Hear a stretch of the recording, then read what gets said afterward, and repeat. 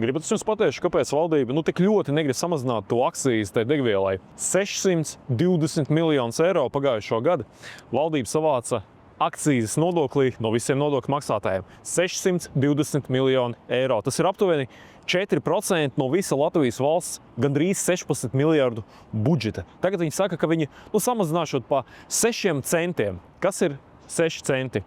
24. gadā viņi šo akcijas pacēla pa 3 centiem, 25. gadā vēl pa 3 centiem. 6 centi tas ir faktiski tas palielinājums, kas jau notika pēdējos 2 gados. Mēnesis atpakaļ dīzels maksāja kaut kur pusotru eiro. Šorīt jau redzēja, ka viņš maksā kaut kur 2,13 eiro.